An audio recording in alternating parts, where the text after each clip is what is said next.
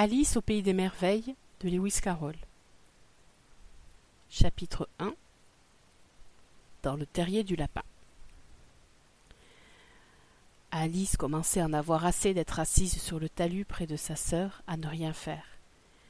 Une fois ou deux, elle avait jeté un œil vers le livre que lisait sa sœur, mais il ne comportait ni image ni dialogue. « Et à quoi ça sert un livre ?» pensa Alice, « sans image ni dialogue ?» Elle se demandait, tant bien que mal, car la chaleur de cette journée lui engourdissait quelque peu l'esprit, si le plaisir de fabriquer une couronne de pâquerettes valait la peine de se lever pour aller les cueillir, quand soudain un lapin blanc aux yeux roses passa près d'elle en courant.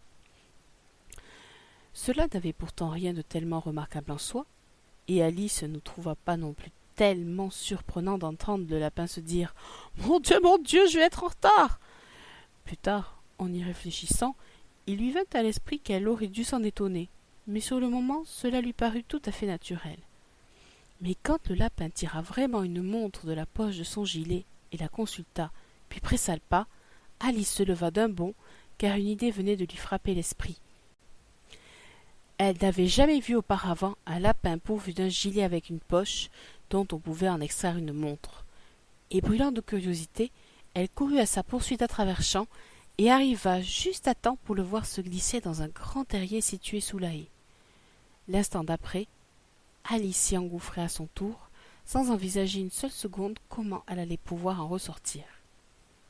Dans un premier temps, le terrier se prolongeait tout droit, comme une galerie, puis le sol s'inclinait soudainement, si soudainement, qu'Alice n'eut pas le temps de penser à s'arrêter avant de se voir tomber dans ce qui semblait être un puits très profond.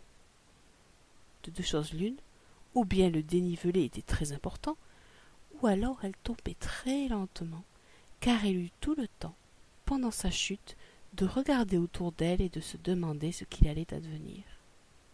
D'abord, elle essaya de regarder pour sonder le fond, mais il faisait bien trop sombre pour voir quoi qu'il fût. Puis, examinant les parois du puits, elle vit qu'elles étaient pourvues çà et là de placards et d'étagères. Çà et là, des cartes et des tableaux étaient suspendus à des crochets. Au passage, elle attrapa un pot qui portait une inscription sur l'une des étagères. « Marmelade d'orange ». Mais à son grand regret, il était vide. Elle ne voulut pas le lâcher de crainte de tuer quelqu'un par sa chute et s'arrangea pour le reposer dans l'un des placards en passant. « Eh bien, se dit Alice, après une telle chute, dégringoler dans l'escalier ne me fera plus peur. Comme ils vont me trouver brave à la maison. Ma foi, même si je tombais du toit, je n'en dirais rien. » Ce qui était plus que probable. Tombe, tombe, tombe. Cette chute n'en finira-t-elle donc jamais? Je me demande combien de kilomètres j'ai déjà parcouru, dit-elle à voix haute. Je devrais arriver quelque part près du centre de la Terre. Voyons, cela devrait faire, je crois, 4000 miles. Car voyez-vous, Alice avait appris pas mal de choses à l'école, et bien que ce ne fût pas une très bonne occasion d'étaler son savoir, étant donné qu'il n'y avait personne pour l'écouter, le répéter était quand même un très bon exercice. Oui, c'est à peu près la distance exacte, mais alors à quelle latitude et longitude suis-je donc? Alice n'avait pas la moindre idée de ce qu'était la latitude ou la longitude, mais elle trouvait que c'était des mots impressionnants et agréables à prononcer. Elle poursuivit. Je me demande si je vais traverser complètement la Terre. Comme ce serait drôle de ressortir de l'autre côté, parmi les gens qui marchent la tête en bas, les antipathiques, je crois. Elle était cette fois plutôt contente qu'il n'y eût aucun auditoire, car il lui semblait que ce ne fût pas le mot juste. Mais il me faudra leur demander le nom de leur pays. Pardon, madame, c'est bien ici la Nouvelle-Zélande et l'Australie? Et, tout en parlant, elle essaya de faire une révérence, figurez-vous ça, faire la révérence en l'air. Croyez-vous que vous pourriez y arriver? Et pour quelle ignorante je passerais si je leur demandais? Non, cela ne servirait à rien de poser la question. Peut-être le verrai-je inscrit quelque part. Tombe, tombe, tombe. Il n'y avait rien d'autre à faire qu'attendre. Aussi Alice recommença-t-elle bientôt son monologue. Dina va remarquer mon absence ce soir, c'est certain. Il s'agissait de sa chatte. J'espère qu'on pensera à lui donner sa soucoupe de lait à l'heure du thé. Dina chérie, si seulement tu pouvais être ici avec moi. Il n'y a pas de souris en l'air, je le crains, mais tu pourrais attraper une chauve-souris. Ça y ressemble beaucoup, tu sais. Mais les chats, mangent-ils les chauves-souris? Je me le demande. C'est à partir de ce moment-là qu'Alice commença à somnoler, et comme dans un rêve, elle poursuivit. Les chats mangent-ils les chauves-souris? Les chats mangent-ils les chauves-souris?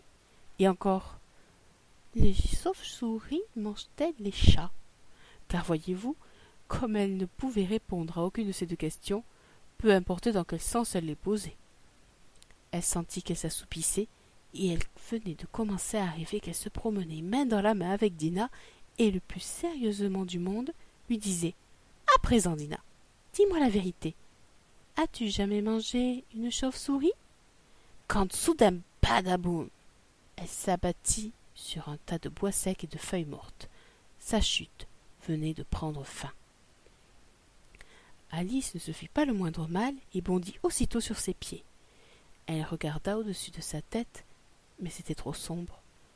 Devant elle, il y avait encore un long couloir, et le lapin blanc était toujours en vue, en train de le dévaler. Pas une minute à perdre. Alice fila comme l'éclair, arrivant juste à temps pour l'entendre dire, au moment même où il tournait, « Par mes oreilles, mes moustaches, comme il se fait tard !» Elle se trouva tout près de lui, quand elle-même s'engagea dans le tournant, mais le lapin avait disparu. Elle se retrouva dans une salle longue et basse, éclairée par une rangée de lampes pendues au plafond. Il y avait des portes partout, mais chacune était fermée à clé, et quand Alice eut fait le tour de la salle, tournant vainement chaque poignée, elle revint le cœur serré, se demandant comment elle pourrait en ressortir. Soudain, elle remarqua une petite table à 3 pieds en verre massif.